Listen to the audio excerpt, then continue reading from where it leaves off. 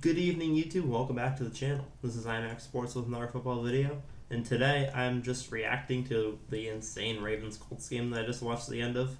I actually filmed this entire video, and then I realized that I never pressed record, so I'm filming it again. But yeah, no, the Ravens just won an insane game against the Colts. Lamar Jackson officially has 3 fourth quarter comebacks and 3 game-winning drives on the season. One against the Chiefs, one against the Lions, and one against the Colts. And kicking has really defined the Colts' record right now. If they had a bad kicker and their opponents had perfect kickers, then right now the Ravens would be 2-3. But because Rodrigo Blankenship was injured, he missed the kick at the end of the fourth quarter, allowing the Ravens to come back in overtime. And Justin Tucker kicked the 66-yard NFL record holder to beat the Lions last week, or a couple weeks ago. So the Ravens are living and dying on the field goal right now, and it's working. And it's working hard. They are 4-1. Lamar Jackson had 504 yards of offense today, 14 carries for 62 yards. He had 442 yards and 4 touchdowns through the air, a pass rating of 140.5. Carson Wentz, 25 of 35 for 402 yards and 2 touchdowns, pass rating of 128.5. No interceptions by either quarterback, but both of them fumbled once. I wasn't sadly able to see the entire game. I would have loved to see the entirety of this game, but I just tuned in towards the end and was like, damn. Crazy. I saw the fourth quarter and overtime, and yeah, it was a lot. I have Marquise Brown on my fantasy team. I already won this week before this game started, but 33.5 points is 33.5 points. And yeah, the Ravens are just playing with their food. It seems like the Ravens are just like deciding, oh, we'll just win the game in the fourth quarter. It doesn't matter how many points we get in the first 3. We'll just win in the fourth. They're just kind of like with the Chiefs. They was toying with the Chiefs before they came back and destroyed them. They were toying with the Colts till they came back and ripped through them in the last two quarters. They won the game 31-25. And if anyone had Lamar Jackson and Mark Andrews on fantasy, which I'm sure plenty of people do, that's a solid 84 points. 84 fantasy points from those 2 players alone. If you just had the Ravens roster, like if you just had Lamar Jackson, Mark Andrews, Marquise Brown, you would definitely be looking at like nearly 200 points. No joke. Lamar Jackson and Mark Andrews were number 2 and 3 on the week for fantasy. Marquise Brown was 8. Nobody else in the top 25 from the Ravens, but those 3, insane game. The Colts had some high scorers too.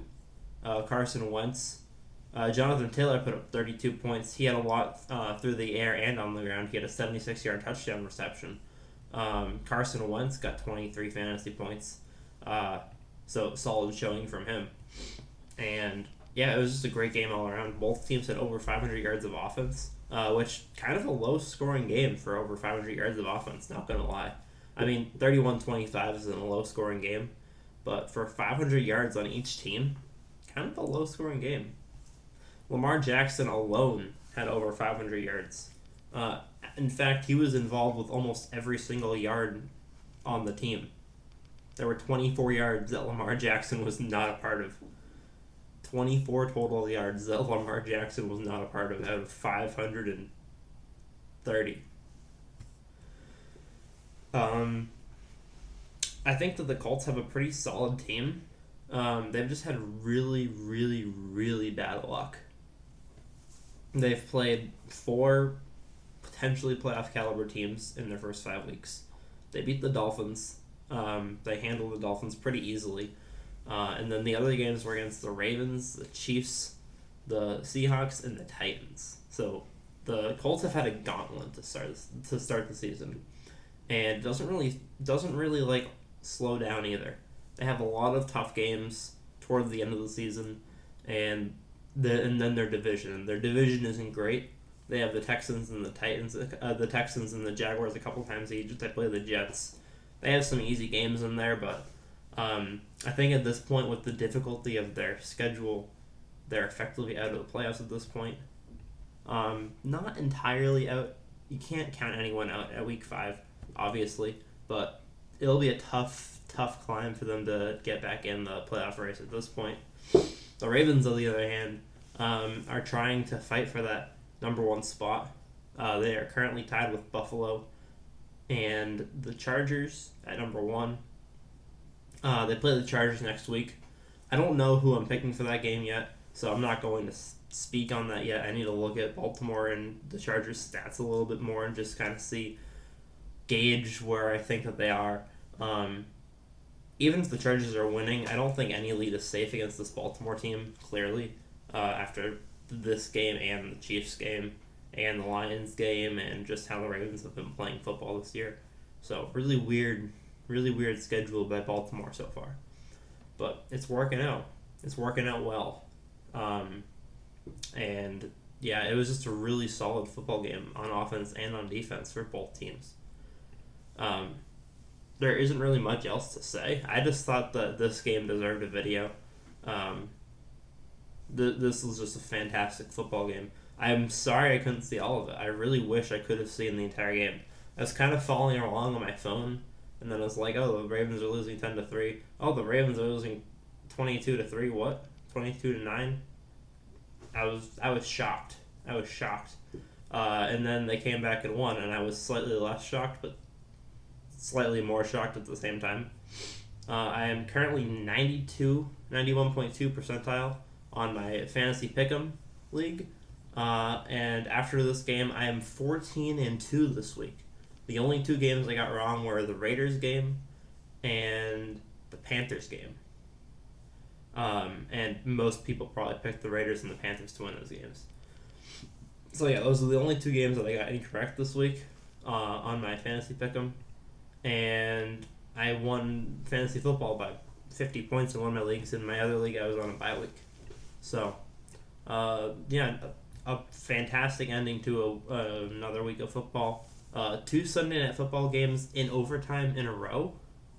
Or Monday Night Football games in overtime in a row, which they said is something that hasn't happened in whatever amount of time.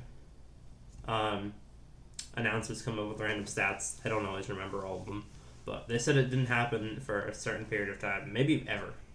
But yeah, 2 overtime games in a row on Monday Night Football. So, what are the major takeaways from this game? No lead is safe against Baltimore, and the Colts are a pretty decent team with really terrible luck. If they had an easier schedule, or just a schedule that didn't involve like more than half of their games being against playoff teams, then they would potentially be a 7 seed team. But with their schedule, they're probably going to end up 7-10 or 8-9 or just kind of forgotten about, just like existing somewhere around that range. And then they're not bad enough for people to like notice, but they're not like good enough for people to notice either. They just kind of exist. So yeah, I don't really have anything else to say on this. So thank you guys for watching. Hope you guys enjoyed. Make sure to join the Discord server. The link will be in the description. And make sure to join Fantasy Basketball. I'll probably do an official announcement for it tomorrow. But I did start a Fantasy Basketball League, so the link to that will also be in the description. Thank you guys for watching, and I'll see you guys on the next one. Peace.